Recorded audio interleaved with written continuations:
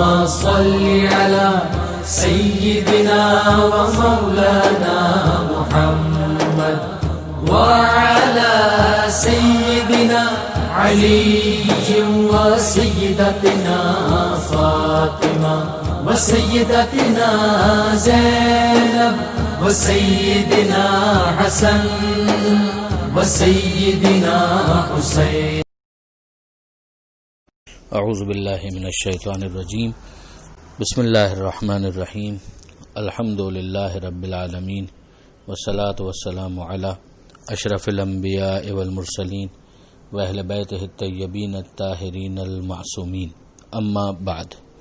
سورہ مبارک نساء آیت نمبر 135 سے آیت نمبر 140، 135 سے 140.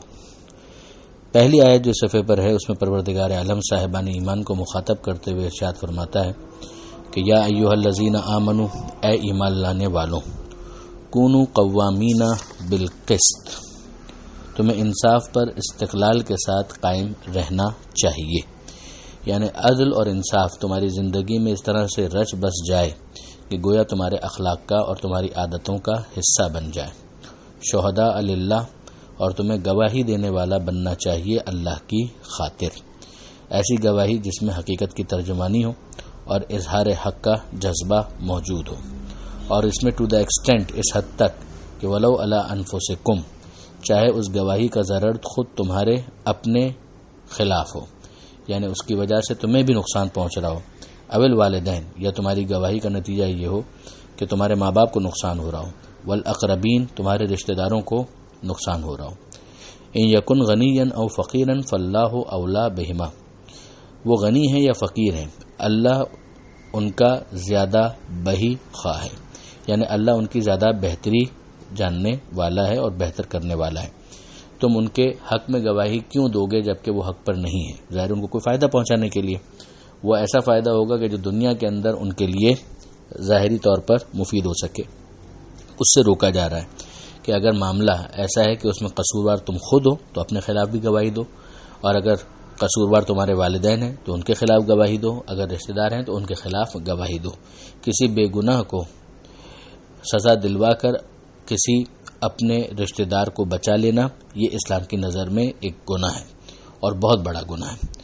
ہم دیکھ چکے ہیں اس سے پہلے پروردگار عالم نے اس بے گناہ یہودی کے حق میں بھی قرآن مجید کی آیتوں کو نازل کیا اور ان لوگوں کی مذمت فرمائی کہ جنہوں نے صرف قوم قبیلے ہونے کی وجہ سے، بظاہر مسلمان ہونے کی وجہ سے، بظاہر صحابی رسول ہونے کی وجہ سے ان کی فیور کی تھی، جبکہ وہ مجرم تھے. یہ ہم پیچھے پڑ چکے ہیں.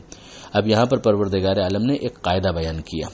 یہ اگر ہم دیکھیں تو قرآن مجید کا بہت زیادہ فوکس ہے اس کے اوپر کہ انسان جو ظلم کے خلاف اٹھ کھڑا ہونے والا بنے. ہم سورہ حدید کے اندر بھی انشاءاللہ جب پہنچیں گے تو وہاں پڑھیں گے کہ پروردگار عالم نے انبیاء کی بعثت کا ایک مقصد یہ بیان کیا کہ ان کے ساتھ خدا نے کتاب کو نازل کیا، حدید کو نازل کیا. کیوں؟ لیقوم الناس بالقسط، تاکہ لوگ کھڑے ہو جائیں عدل کے لیے اور انصاف کے لیے.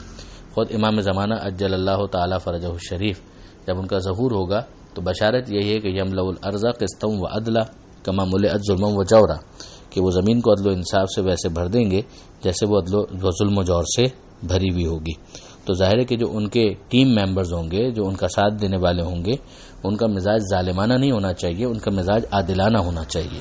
تو اس کی تیاری قرآن مجید بہت پہلے سے کروا رہا ہے کہ قوامین بالقسط بنو، یعنی مستقل مزاجی کے ساتھ عدل و انصاف کے پیروکار بنو، خوگر بنو، اور اس کی ترویج کرنے والے بنو اور اس کے لیے اقدام کرنے والے بنو. گواہی دو چاہے تمہارے اپنے یا رشتہ داروں کے نقصان میں ہوں. فلا تتبعوا الهوى ان تعدلوا، اور ایسا نہ ہو کہ تم اپنی خواہشات کا اتباع کرنا شروع کر دو اور اس خوف سے تم عدل کی راہ کو چھوڑ دو.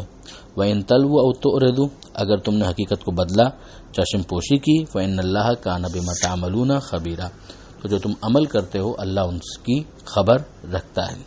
جو اگلی آیت ہے اس میں پروردگار عالم ایک مرتبہ پھر صاحبان ایمان کو مخاطب کرتے ہوئے کہتا ہے، اے ایمان لانے والوں، آمنوا باللہ ورسولہ والکتاب، ایمان لے آؤ اللہ پر، اللہ کے رسول پر اور کتاب پر، وہ کتاب الذی نزل علی رسولہ، جو ہم نے اس رسول پر، اپنے رسول پر نازل کی ہے، والکتاب الذی انزل من قبل، اور اس کتاب پر بھی کہ جو اس سے پہلے اللہ نے نازل کی تھی. تو اب یہاں پر غور طلب بات یہ ہے کہ ایمان والوں کو مخاطب کر کے یہ کہنا کہ ایمان لے آؤ، اس کا مطلب ہی یہ کہ ایک ایمان کا اظہار ہے اور ایک ہے وہ ایمان جو دل میں راسخ ہو چکا ہو۔ ظاہری اظہار ایمان کی وجہ سے تو انسان مسلمان ڈکلیئر ہوتا ہے، لیکن کیا وہ ایمان واقعاً اس کے دل میں راسخ بھی ہو گیا ہے؟ کوئی ضروری نہیں ہے۔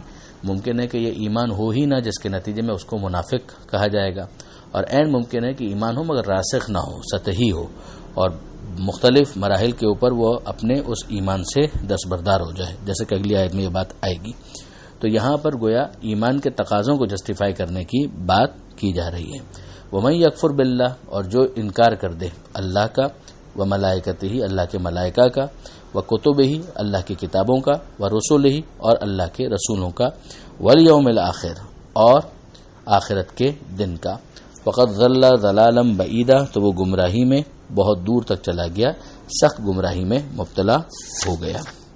اس کے بعد کی جو آیت ہے اس میں پروردگار عالم ارشاد فرماتا ہے، اور یہ منافقین کے بارے میں ہے کہ ان الذین آمنوا، یقیناً وہ لوگ جو ایمان لائے، ثم کفروا پھر اس کے بعد انہوں نے کفر اختیار کیا۔ اب جو پچھلی آیت تھی کہ ایمان والوں کو ایمان لانے کے لیے کہا جا رہا ہے، اس آیت کے ساتھ اس آیت کو ملا کر دیکھیے تو بہت زیادہ وضاحت خود بخود ہوتی چلی جائے گی۔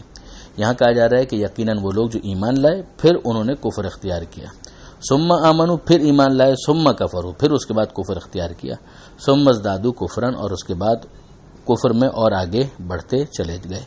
یعنی اب ان کا جو ایمان ہے وہ مستحکم نہیں ہے، یا تو وہ اپنے نفاق کی وجہ سے ایسا کر رہے ہیں، یا واقعاً ان کا ایمان ہی ڈھل مل یقین والا ایمان ہے کہ کبھی وہ پیغمبر اکرم کے اخلاق کو دیکھتے ہیں، امپریس ہو جاتے ہیں تو قریب آ جاتے ہیں، بظاہر ایمان کا اعلان بھی کر دیتے ہیں، پھر اس کے بعد کسی موقع پر وہ ایمان جو ہے وہ ختم ہونے لگتا ہے، دستبردار ہو جاتے ہیں، کبھی دنیاوی جاہ و جلال کی وجہ سے، کبھی ویسٹیج انٹرسٹ کی وجہ سے۔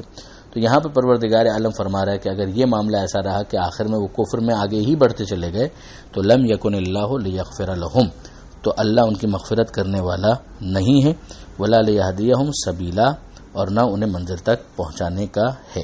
اب اس آیت کو اگر آیت نمبر 116 کے ساتھ ملا کر دیکھیں، جہاں پر ہم پڑھ کر آئے ہیں کہ اللہ نے یہ اعلان کیا کہ ان اللہ لا یغفر ان یشرک بہ، کہ اللہ شرک کی مغفرت نہیں کرے گا اور باقی گناہوں میں جن کی چاہے گا مغفرت کر دے گا۔